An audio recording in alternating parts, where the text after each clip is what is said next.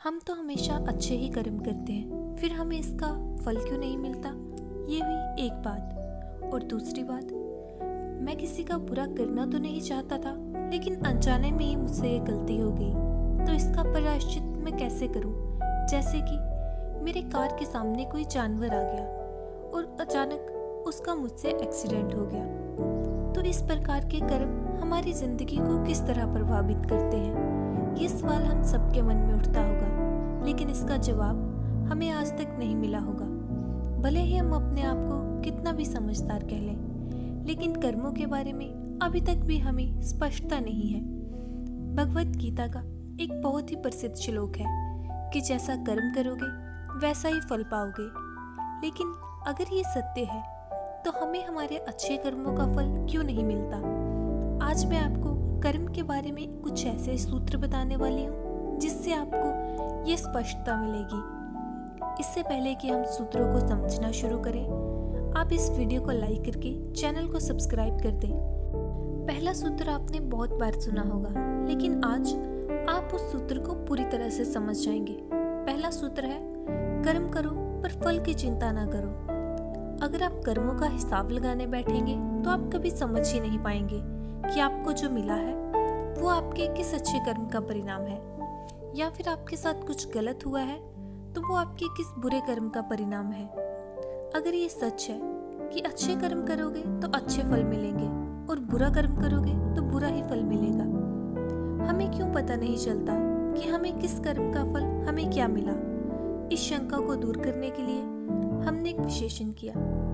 हमने आत्ममंथन करके पाया कि मान लीजिए प्रकृति की व्यवस्था ऐसी होती कि हम अच्छे कर्म करते तो तत्क्षण हमें अच्छे फल मिल जाते। मान लीजिए कि हमने किसी की मदद की और हमें उसका तत्क्षण परिणाम भी दिखाई दिया, मतलब कि हमारे मन को दिखाई पड़ गया, अच्छा कर्म किया तो मुझे अच्छा फल मिला। अगर मनुष्य को ऐसा दिखाई पड़ जाता है तो धरती से तो पूरी बुराई ही खत्म हो जाएगी। फिर कौन बुरे कर्म करेगा जब उसे दिखाई पड़ जाएगा कि बुरे कर्म का क्या नतीजा होता है? चलिए अब इसी बात को और गहराई से समझते हैं। अब पूरी की पूरी धरती ऐसे मनुष्यों से भर चुकी है जो ये देख चुके हैं कि अच्छे कर्मों का फल अच्छा ही होता है, और सब लोग अच्छे कर्म करने लग गए हैं। जब भी आप कोई कर्म करेंगे तो उसका फल निश्चित हो जाएगा। आपको पता चल जाएगा कि मैंने ये कर्म किया तो मुझे ये फल मिला, और इसीलिए इसमें जीवन का रस खत्म हो जाता है।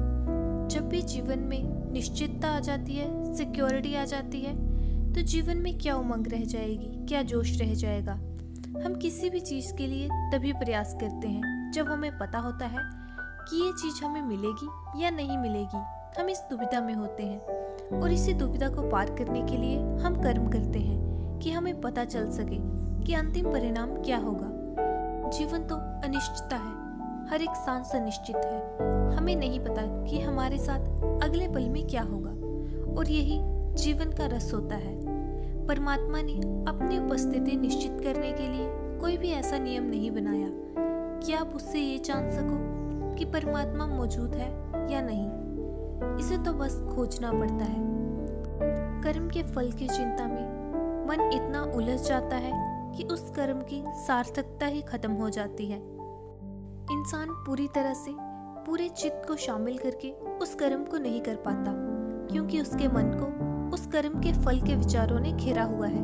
इसलिए हम पूरे चित्त के साथ उस कर्म को नहीं कर पाते, और यही सबसे बड़ा कारण होता है कि हमारे ज्यादातर कर्म असफल हो जाते हैं। जब आप अपना चित्त और ध्यान पूरा उस कर्म को करने में लगा देते हैं, उसके भविष्य की योजनाओं में नहीं लगाते, उसकी चिंताओं में नहीं लगाते, तो आप उस कर्म को पूरे चित्त के साथ कर सकते हैं, उस काम को परिपूर्ण होकर करते हैं, तो उस काम के सार्थक होने की संभावना भी बढ़ जाती है। दूसरा सूत्र है, अनजाने में हुए बुरे कर्म से साफ रखें, उसकी छाप अपने मन पे ना पड़ने दें, उससे अपना मन मैला ना करें। जब भी हमसे अनजाने में कोई गलती हो जाती है, जैसे कि कोई जानवर हमारी कार के सामने आ गया और उसका एक्सीडेंट हो गया, तो ऐसे में वो कर्म हमने अनजाने में किए, हमने योजना से बनाकर नहीं किया।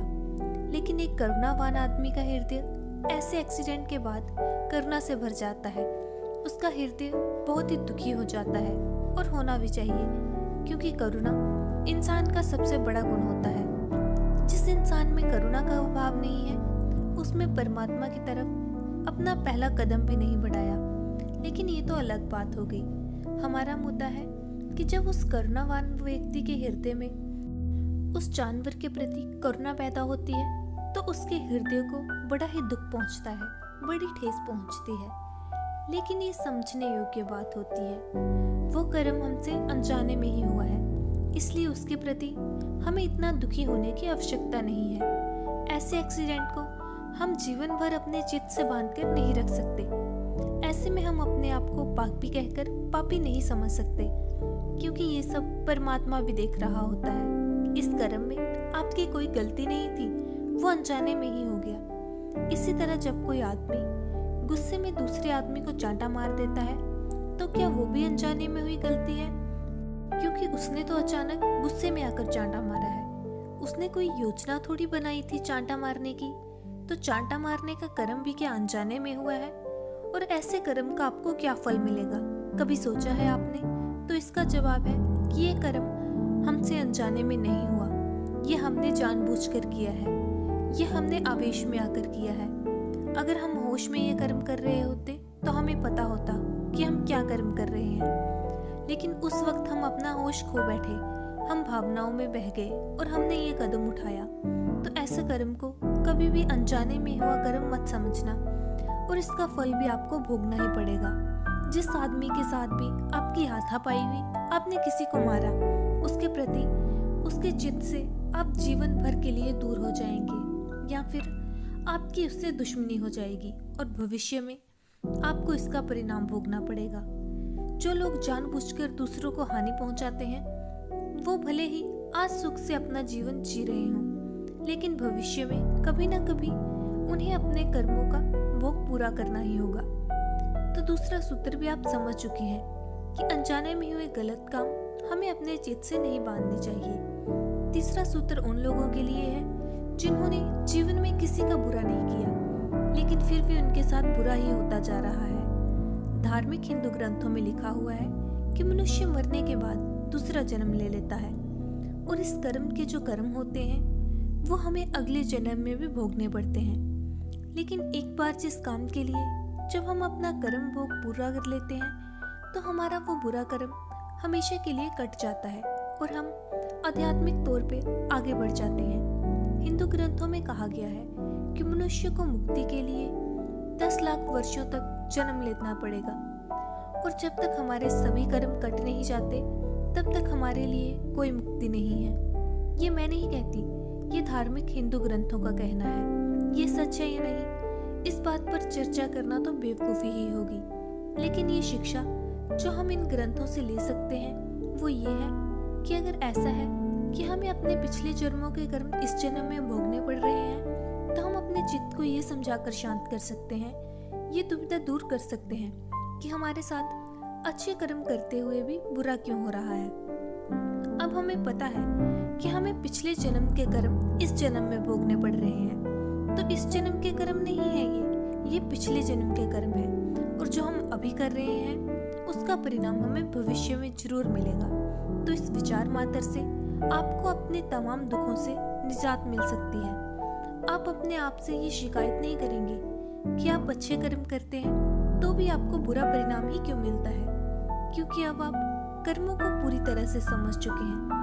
आखिर में एक बात कहूंगी कि जो भी कर्म करो उसे पूरे होश में करो, उसे पूरे जागरूक होके करो, तभी वो काम सफल हो पाएगा। उस काम के सफल होने की संभावनाएं बढ़ जाएंगी। कर्मों के 3 सूत्र।